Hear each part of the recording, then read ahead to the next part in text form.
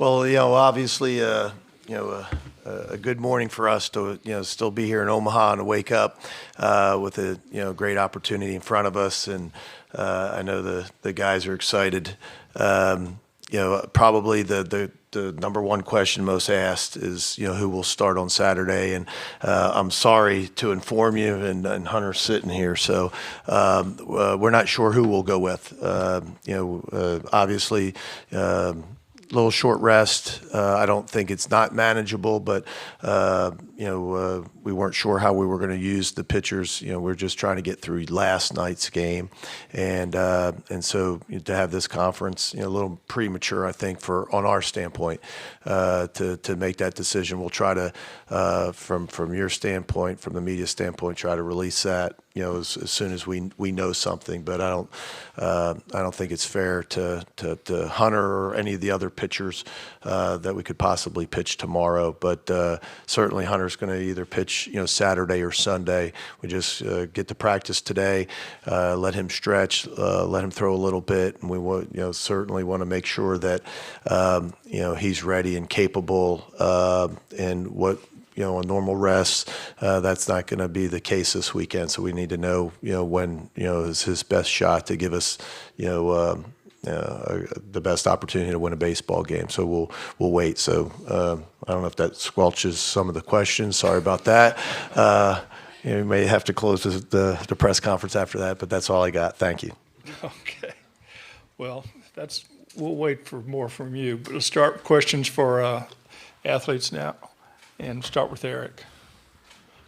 Yeah, this is for both players. Eric Olson with the Associated Press.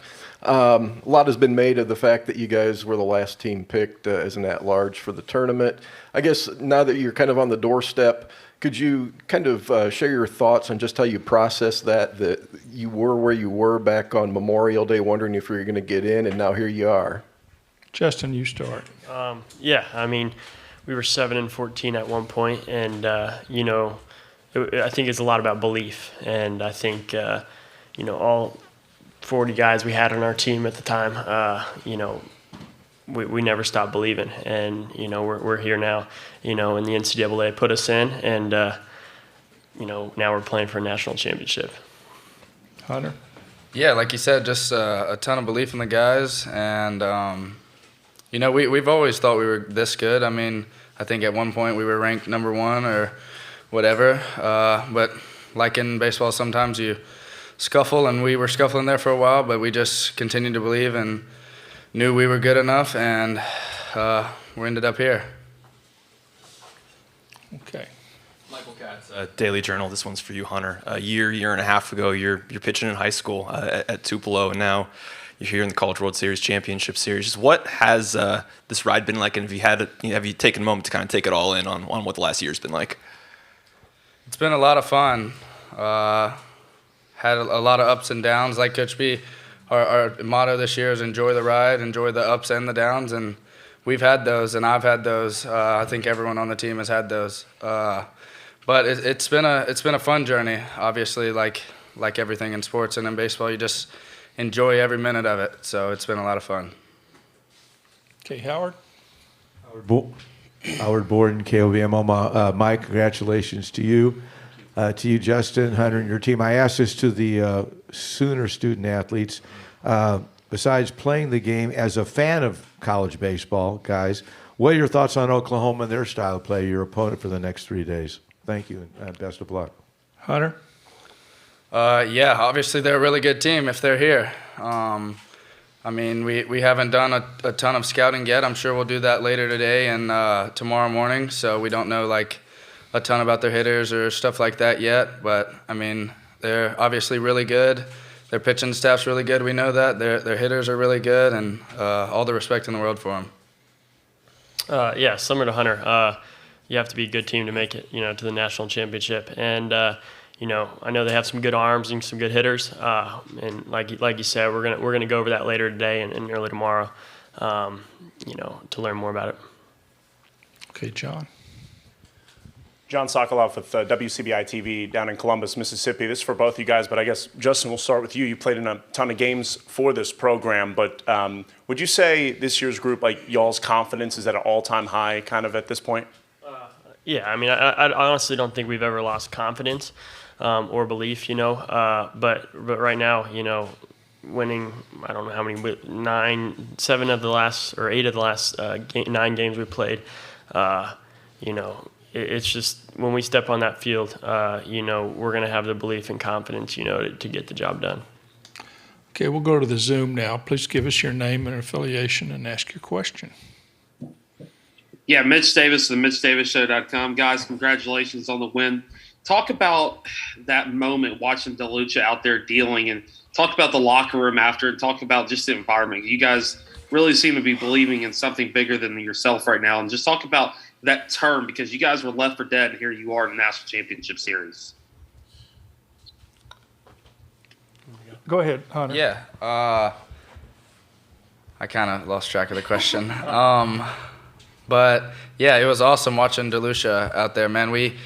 Honestly, from him, you expect stuff like that. He's a special guy, a special pitcher, our ace and our guy. So when you run him out there, even on short rest, even on times like that, you expect him to do big things, and that's what he did last night. And he really lifted this team, and we're excited for him and everybody. And just after the game on the bus in the locker room, just a ton of excitement, but like a feeling of we're not done. We came here to win a national championship, and that was our only goal. Justin. I think he covered it all. Okay, back in here in the back. Jared Redding, Inside the Rebels on 247sports.com. Hunter, what have you taken away the most from some of these, more older and experienced guys like Justin Bench and Tim Elko from a leadership standpoint? Yeah, it's a long season. You got to keep going and just keep believing. Like I said, I don't think I've ever been in a season this long or this many games, and I don't think I've probably ever pitched this many innings, but it's just coming to the ballpark every day, looking to get better, looking to be the best teammate you can be, and those guys have done a great job of showing that. Okay, right here. Austin Elders with Rebel Walk. Justin, for you in particular, I think a similar question was asked to OU, but you were part of that 2020 team that was on a roll, and then the season got cut short. So how much more meaningful is it for you now to have made it to this point? Yeah, I mean, that season was unfortunate. We were on a good run there, but a lot of players came back the next 2 years, and our job's not finished. We have 2 more games to win, and that's what we're here to do. Okay, Jordan. Evan Bland, Omaha World Herald for Justin. You've been on some teams that were close to Omaha in the past. I'm curious, what's maybe the single biggest thing about this team that's allowed you guys to get here and now to where you are? I've said it before, our belief, I would say. Freshman year and junior year, we were that 1 game away. Just keep putting ourselves in that situation, to make it to Omaha every year. Coming down to that 1 game, and we got to do it this year, and it's a cool feeling. Okay, right here. Chase Parham, Rebels.com. Hunter, just when do you throw? What is sort of the process for figuring out how you feel for either Saturday or Sunday? What's the kind of the goal there? Yeah, I'll show up to practice today, stretch it out, throw a little bit, do some arm care, see how I'm recovering, see how I feel. Obviously, I want the ball tomorrow or whatever day that I can get it. So we'll just have to see. Okay, look over here. Nick Suss with the Clarion Ledger. Justin, have you and Tim and Kevin and Chof kind of had any chance to reflect while you've been here about getting here as seniors, or have you kind of just been laser focused on task ahead? We've just been focusing 1 game at a time. But you can't help but look around and see that you're playing for the World Series, and it's a speechless moment for all of us and this team and coach and everything. Okay, more questions for the student athletes?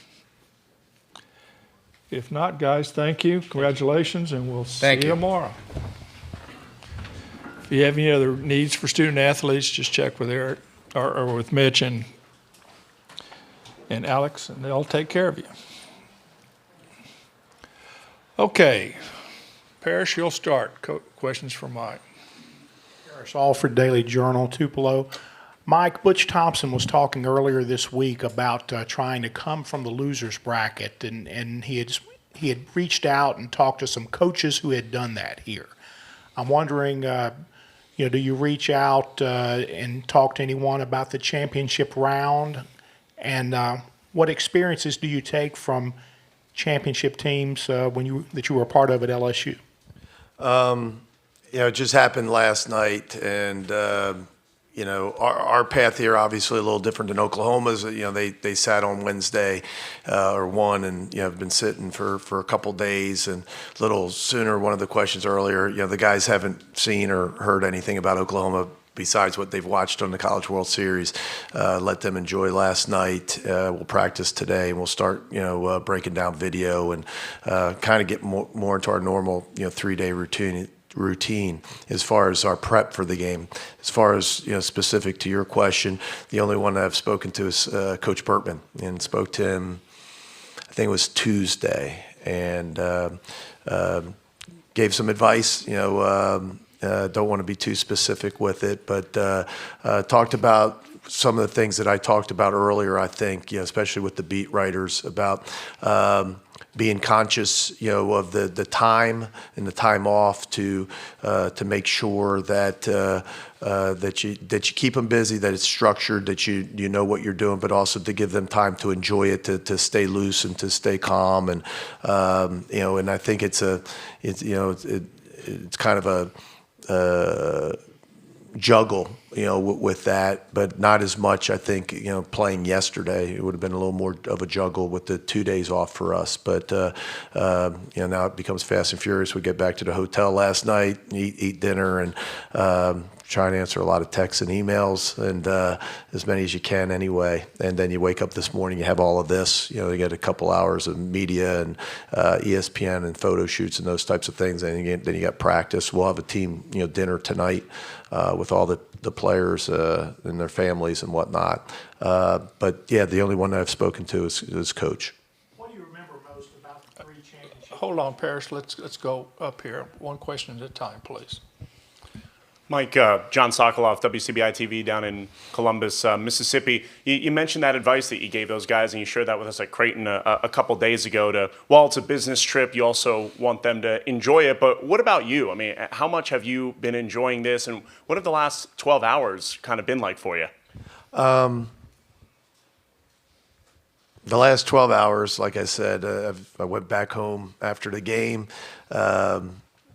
Ate a sandwich in the hotel, started to answer a lot of text messages and emails, a lot of ticket requests, and a lot of I'm sorry, I'm out of tickets. But it's been awesome, as you can imagine. And we've tried to do that. And my whole family's here. So that's a cool thing to have your entire family here. But they've been really generous, with me, where, when I go to my room, they let me go to my room and do what I need to do. But they've enjoyed it, and it's been cool to see them, after the games, and to get the hugs and the kisses and all that. So that it's been a neat part, and I think that's what this is. You're here for a long time. When you get to this point, you've been here for 10 plus days, and there's got to be some time where you decompress a little bit and sit back and enjoy it. And I think that's what Justin was saying. I mean, you want to stay locked in, and you realize it's one game at a time, one pitch at a time, and that's how we play everything. But because this is so long, there's got to be times that you step away, and for the kids to go eat a steak in Omaha with their family and enjoy this. This is what it's all about, right? I mean, you do it to have fun, and you're hoping that they're all going to find some enjoyment of this. Okay, right here again. Jake Thompson on Miss Spirit. My kind of question asked to Justin about that group from 2020, and everybody's seasons was cut short, and kind of the start y'all had, and kind of chat of Omaha. But what has it meant now to get those older guys to now take this journey with them and get them here, and what has it kind of meant if y'all been able to kind of think of it that way? Yeah, I guess I don't, the COVID shortened season, that seems forever ago. It really does. I think it would have, and not to criticize your question, that would have been a better question last year if we were to make it. You're right. That team was off to a great start, but as we've seen, just great starts don't do it. Right, you got to play the whole season, and there's a lot of guys that are in our dugout now that we're in that meeting room on whatever day it was, March 15th, where we had to tell them to go home, and a lot of tears, and very emotional day for us, and for the rest of the country and the world. Right, I mean, we didn't really know what to tell them at that point, except for we were told that they have to leave and they have to go home, and we don't really know what this is all about, but the season's canceled, at least as far as we know, and so that was a tough day. I remember that. It'll always be cemented in my brain. But as far as the players and how it affects or relates to this point, I think I know this is not what your question was, but I think it's really cool, the story of the bench and Elko and Graham and others that had opportunities last year after that season, a great season, but ended up one game short of being here to come back for one more ride and one more chance at it. How cool is that, to be here and to still be here, with the two teams remaining. Okay, Nick.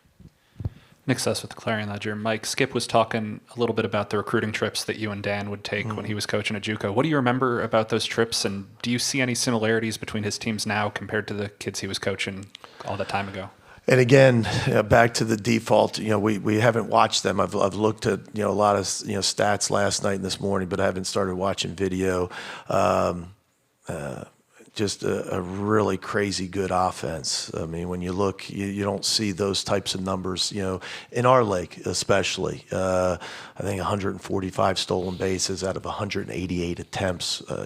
We probably haven't had 188 attempts in 3 years of stolen bases. So not only do they steal at a high percentage. You have 3 guys that have over 20 stolen bases. And I think, somebody will pull this out, but I can't remember playing a team that had a guy that had over 20 stolen bases this year, except for Vanderbilt and Enrique Bradfield. I don't remember looking down at a stat sheet and seeing somebody that had over 20 stolen bases. They have 3 of them. And then they have 3 more that have double digits. And so, but they still hit the homer. They got 70-plus homers. They hit about 300 as a team. They score a lot of runs, and they do it in a lot of different ways. They bunt. They got almost 40 sacrifice bunts. So just a really good offense. I don't know Skip well. We're in 2 different leagues, and our paths, besides some recruiting, the early days with Dan McDonnell, trying to get as many players out of the Texas JUCO system as possible. But beyond that, to watch, we missed him when I think he got to Texas in 07, 08, somewhere in there. So he wasn't part, I don't believe, of the 05 staff when they came to Oxford for that super regional. But no, he did a great job, obviously at Texas, and then what he's done at Oklahoma, speaks for itself. So a lot of respect, and the people that I do know that know him always speak so highly of him. What a class act he is, and does it the right way, and that's he's done a terrific job. Okay, right here. Coach Chris Miller, the Rebel Walk. Obviously, you're wearing the powder blue uniform today, and the question around town is, when are the Rebs going to wear the powder blue uniforms? So is this a lean that we're going to see the powder blue uniforms on Saturday? Yeah, wow. Pressure. So let me explain it so we let the starting pitcher decide. DeLucia usually wears red, and he's wore it the whole second half of the season. I can't believe we're doing this in the press conference. So when we got to the regional, and we had to play the opening game, we had to play Arizona, who's also red and navy. They were the home team, and they got to choose what uniform, so they chose red. And so DeLucia said, yeah, go wear navy. So he wore navy, pitched really well, and we won. Hunter's always worn navy. So we wear navy the next day. We actually wore red in Game 3 in Coral Gables, but then DeLucia, and it's kind of went that way. And really, even Gaddis's start, the NCAA asked us uniform choice before we chose pitcher. So we've been pretty good in the Navy. I guess we'll go Navy. So it's kind of been that. So it's probably been less superstition than people, have said. But I thought we made a rookie mistake when we came, for the first day when we came for the media, because I forgot we were going to do a lot of video. And we thought, gosh, we should have worn the powder blue because that would have been a little more pop for the ESPN videos and whatnot. And so that was really the reason we're wearing it today, because we wanted to look good. And now you know the rest of the story. Chase. Chase Parham, Rivals.com. Mike, how's TJ's thumb holding up? Just how's he handled that this week? Good. I don't really think the thumb is as an issue. He's still, as you can see, it's heavily taped, and but I don't think it's necessarily an issue of does he play or not play, or what he can do, or I don't think it limits him. Okay, Eric. Yeah, Mike, Eric Olson with the Associated Press. Same question I asked the players. You guys are the last team in, and here you are. I guess, how do you kind of process that, the journey you've been on since Memorial Day? Well, I've said it, before. I don't remember a time in my 22 years, but COVID, 21 years of tournament play or postseason, sitting there waiting for your name to be called on Memorial Day. Some years we knew because we were already a host. Some years maybe we weren't host, but we felt very comfortably in. And there's been years like this year where we didn't know, and sometimes it doesn't go the way you want. And three times out of the 21 years we didn't. And in those years, we were 14 and 16 twice, and 13 and 17 once. So we were right in there, right on that bubble, and it didn't work. And so there was, I think, a very uncomfortable feeling on that day. And I don't remember ever hearing our name called on that day and seeing just joy and just the enthusiasm that I saw in the guys. They were certainly, you could use relieved, but I think maybe a better word would be excited.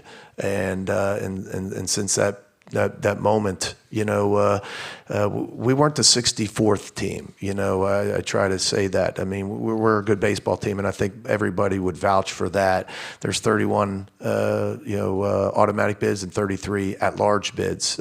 Now, were we the 33 at-large bid? Maybe, but one that we felt sitting in that room we deserved to get in. You just don't ever know, and we're really glad they let us in. Okay, we have a question on Zoom right now. Please state your name and affiliation and the question. Mitch Davis at MitchDavisShow.com. Coach, you and I talked about in the preseason on the podcast about what the program meant to you, and obviously meant a lot to you and your family. But I want to ask you about what this team in particular means to you. I mean, you've mentioned that you guys have overcome a lot. Now you're sitting here playing for a national championship. What does this team in particular mean to you? They're all special, and I say that as a coach. Every team's different. Every year's different. The players, the personnel's different. The coaching staff's different, and the season is different. And this year's no different. But this is a really neat group of guys. Guys that are just. Not only terrific players and terrific teammates, but, just genuine, I think, great representatives, of our university that do it the right way. They're just really good kids. And, our story. We haven't had the easiest road to get here. And I think it teaches us all. I think even as a coach that's been in it, 30 plus years, it teaches you these lessons that I'm surely will use down the road. When you hit some adversity, that hey, you think you have it tough now. Well, this team, did this. This is where they were, and this is where they ended up. And as Justin said several times, and Hunter, I think it became from belief in themselves. First, that they were good players, but then also belief in one another that we're a good team and we can do this, and especially if we stick together. So it's been really neat, as you can imagine. A lot of these questions are tough to answer, I think, right now in the moment. Sometimes it's a little easier to answer those questions.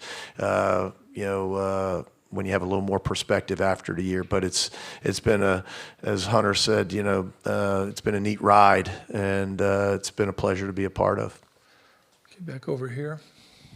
Trey Wallace, Outkick Fox. You've talked a lot about the whole season and leading up to the point of getting into the postseason, but how tough was the SEC for you guys this year, and how much did it prepare you guys for this run that you have been on through regional, super regionals, and now the College World Series?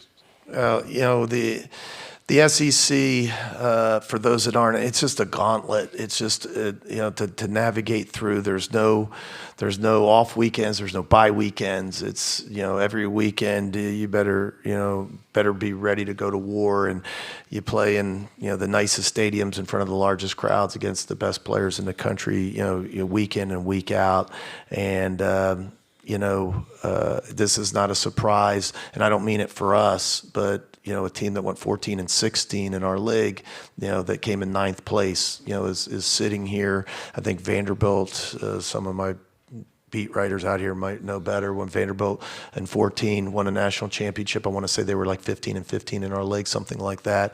But more to your question, I think going through that 10-week gauntlet, going from week to week, it does prepare you, I think, for postseason. It prepares you for big crowds. It prepares you for great competition. Prepares you for pressure-type games and being able to make pitches and make plays and get the big hits. Unfortunately, it will beat you up, and it's very unforgiving. There's such a thin line in our league from winning and losing, and not on the weekend, but every single game,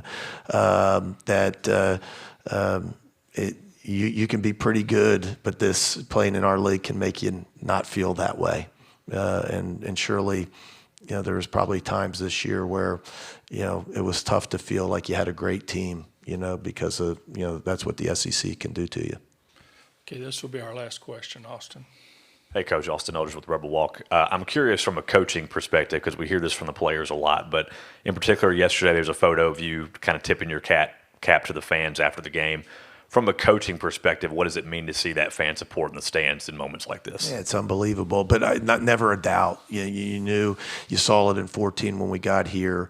I don't look up in the stands a lot, but I heard what a tremendous crowd we had, and what a neat atmosphere. On a Thursday, I don't know how many people were here, but I would think one of the most attended midweek events here in the College World Series. Two great fan bases, but when you look up and see all that red and blue, and you can see how passionate they are, so excited, and I get a kick. Some of the pictures that I've seen,